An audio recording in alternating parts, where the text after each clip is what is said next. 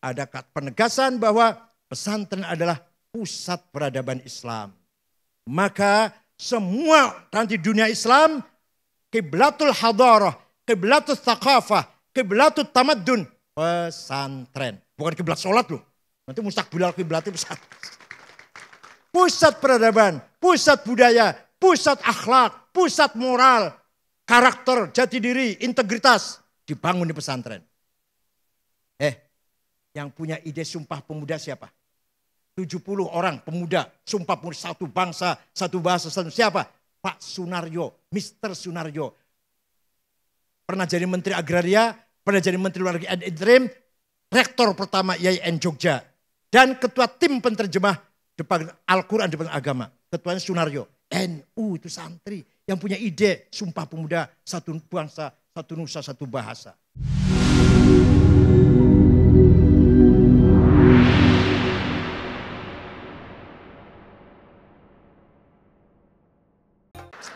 Masya Allah. Nah, mari kita bangun karakter kita harus punya himmah dan punya azimah. Ala qadri ahlil azmi ta'til azaimu wa ta'ti ala qadril kiramil makarimu fatakburu fi ainis saghiri sigharuha wa tasgharu fi ainil azimil azaimu. Segala hal tergantung kita. Kalau kitanya berhati besar, segala pasal kecil. Kalau kita berhati kecil, masalah semua problem besar. Fatakburu fi aini saghiri sigharuha. Tapi kalau kita hatinya besar, watasgharu fi ainil azim idhamuha. Paham betul? Al-azaim kecil semuanya. Kayak Gus Dur. Kalau ada tamu datang, Gus, saya banyak problem, Gus. Bisnis bangkrut, bertani gagal, istri cerewet. Bisa diatasi nggak? Bisa diselesaikan nggak? Ya bisa sih Gus, ya udah nggak usah dipikir. Besoknya ada tamu lagi. Gus, saya agak teman lah. Saya punya problem besar Gus, dagang ditipu orang, bertani bangkrut, utang banyak, istri minta cerai. Harus anak-anak gak karuan, dapat fitnah dari tetangga. Bisa diberesin nggak? Nggak bisa Gus. Ya udah nggak usah dipikir, nggak bisa diberes. Itu artinya minallah wa ilallah wa ma'allah. Paham betul? Orang punya azimah tidak pernah mengatakan masalah ini besar. Semua kecil. Ente munggah Gunung Cerme. Dur boleh. Tinggi gak Gunung Cerme? Kalau ente sudah sampai di atas, pasti di bawah kakimu. Gunung di Sumono gede segitu besarnya. Kalau kamu bisa naik ke atasnya, pasti di bawah kaki. Gak ada barang besar. Gak ada barang tinggi. Tinggi saya. Gitu loh kira-kira. Jangan melempem mah. Tadi Pak Habib itu udah. Apa tadi? Harus berani. Harus kita rebut semuanya ini. Yang ada harus kita rebut. Nih. Alhamdulillah. Rektor UNJ IKIP Rawamangun sudah orang NU Profesor Komarudin dari Jatibarang Indramayu. Kita kerja keras. Kerja keras. Rektor Gorontalo Negeri namanya kayak di Duong Islam tapi ketua ISNU Edward, Profesor Dr. Edward. Rektor UI dari Purwokerto yang baru menang ini Ari siapa lupa namanya. Kita kerja keras.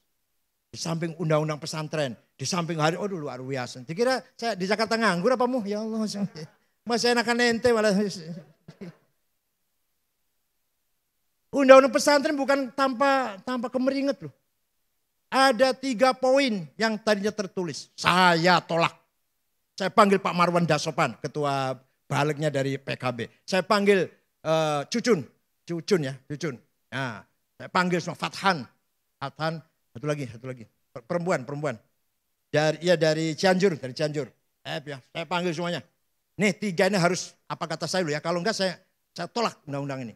Pertama, independensi pesantren harus tetap dipertahankan. Jadi undang pesantren tidak di bawah undang-undang Dikbud atau Diknas. Maka pesantren tidak di bawah Menteri Dikbud. Ada lagi kata-kata.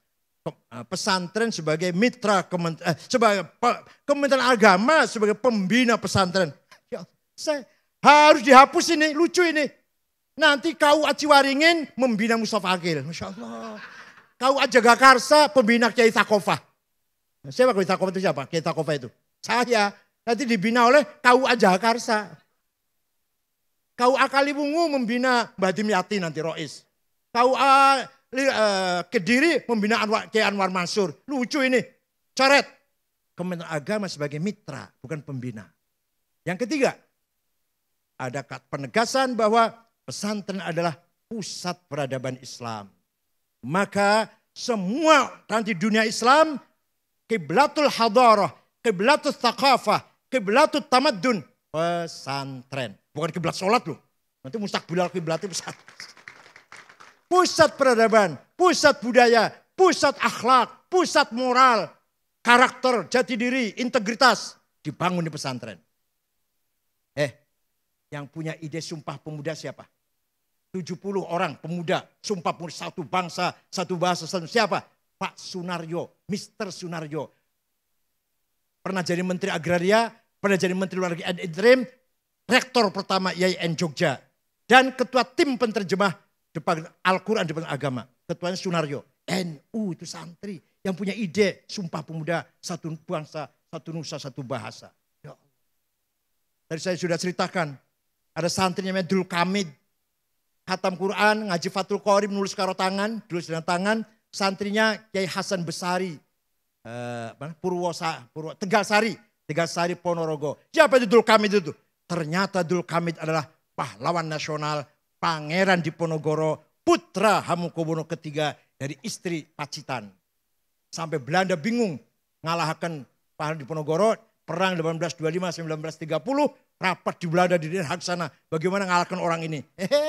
Jangan dikasarin. Orang Jawa itu dilem, dipuji-puji, dipangku, nanti lemes. Betul.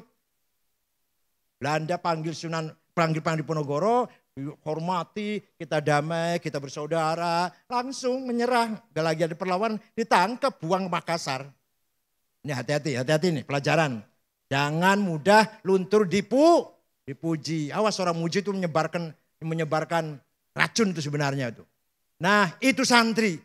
Siapa itu Ki Hajar Dewantara? Namanya Suwardi. Ngaji Quran khatam pada Kiai Zainuddin Sulaiman. Prambanan. Ki Hajar Dewantara Bapak Pendidikan Nasional yang terkenal dengan Ing Ngarso Sing Tulodo. Ing Madjo. Nah, Mangun Karso Tutpuri Handa itu filosofi pendidikan nasional. Siapa itu Ki Hajar Dewantara? Nama aslinya Suwardi. Santrinya Kiai Zainuddin Sulaiman. Siapa itu Raden Kartini? Raden Kartini Blora ngaji Quran pada Mbah Soleh Darat. Pernah ngaji sama Mbah Soleh Darat. Dikira itu wong santri apa? Itulah andilnya para santri. Siapa pengarang lagu syukur? Lagu syukur tahu nggak? Lagu syukur tahu nggak? Itu Habib Husain Al-Mutahhar Semarang. Pamannya Habib Umar Mutahhar yang mubalek itu. Jadi kita santri banyak andilnya dalam membangun peradaban nasional. Oleh karena itu dengan tema membumikan Islam Nusantara, Islam yang harmonis dengan budaya. Bahkan kita jadikan budaya sebagai infrastruktur agama. Maka agamanya kuat karena berdasarkan budaya, budayanya lestari. Antara lain contohnya, contoh antara lain saja ini. Utamakan bahasa Indonesia, kuasai bahasa asing, lestarikan bahasa daerah. Itu filosofi harus pegang itu. Utamakan bahasa Indonesia. Ayo gunakan bahasa Indonesia. Nama-nama toko, nama perusahaan, jangan bahasa Inggris. Jangan bahasa Inggris. Tapi saya nggak ada sanksinya sayangnya ini. Tidak ada sanksinya itu. Coba India nggak punya bahasa nasional. Kalau mengeluarkan keputusan surat pemerintahnya diterjemah ke 45 bahasa. Kan bahasa Inggris. Banyak daerah India nggak mengerti bahasa Inggris. Diterjemah ke 45 bahasa. Banyak negara nggak punya bahasa. Kita punya bahasa Indonesia. Yang di dalamnya aslinya bahasa Melayu dan di dalamnya 3.000 lebih kata Arab dari bahasa Arab. Adil, hukum, hakim, mahkamah, majelis, musyawarah, rakyat, wakil. Semua itu wilayah, daerah, dairah, wilayah, rakyat, rakyat. Apalagi karib, sahabat, akrab, bahasa saat, zaman, waktu. Bahasa Arab semua itu aslinya. Masuk ke bahasa Melayu menjadi bahasa Indonesia. Kenapa tidak bahasa Jawa yang dipakai bahasa resmi? Bahasa Jawa masih mengandung ras kasta-kasta. Sira, kowe, sampean panjenengan. Ini enggak cocok tuh bahasa nasional ini. Mbadog, mangan, dahar. Ngelek ya. Ngelek, nguntal. Molor, turu, sare. Halah, enggak cocok untuk bahasa nasional. Masih mengandung kasta ini. Makanya keputusannya diambil bahasa Melayu yang egaliter. Kamu, saya, kamu, dia, udah sama saja, siapapun. Berarti mengandung nilai egalitarian, mengandung nilai persamaan. Maka diambil bahasa Melayu. Tapi jangan lupa bahasa asing, Inggris harus dikuasai. Waktu rapat dengan ormas-ormas dengan Pak Yusuf Kala, setelah terjadi pembakaran bendera itu, ada yang marah-marah sama Pak Yusuf. Kenapa perusahaan Cina datang dengan tenaga kerjanya datang ke sini? Teknisnya semua, insinnya dari Cina semua. Pak Yusuf Kala sambil ketawa jawabnya, itu katalognya mesin bahasa Cina. Nggak ada bahasa Inggrisnya. Yang bisa bahasa Cina jarang insinyur Indonesia ini. Maka harus teknisinya harus dari Cina. Salah siapa nggak ngerti bahasa Cina? Yang salah siapa itu? Itu antara lain mengapa banyak sekali teknisi ke Cina ini. Habib Fadil Al-Jilani qad hadar.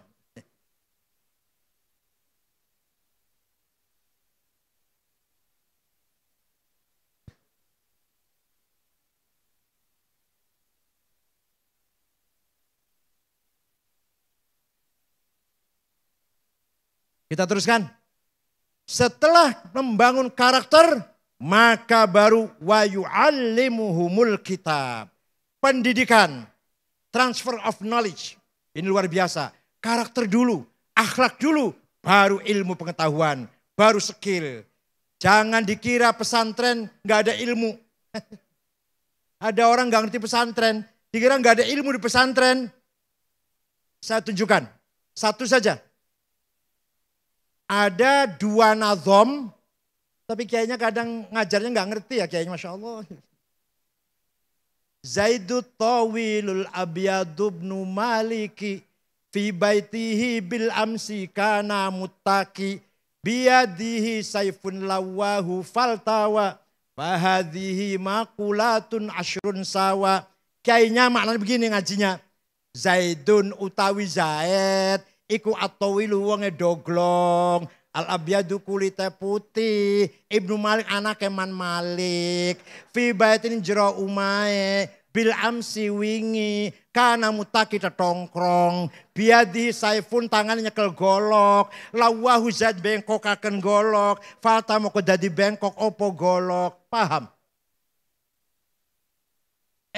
Ini di pesantren diajarin nih. Tapi kayaknya kurang ngeh kayaknya. Ternyata ada kategori 10. Zaidun esensi, at-tawil quality, al-abyad quantity. Ibnu Malik relasi, bil amsi time, fi baitihi place, biadi saifun to have. Lawahu aksi, faltawa reaksi. Masya Allah, kalau ngomongin saya enak ya.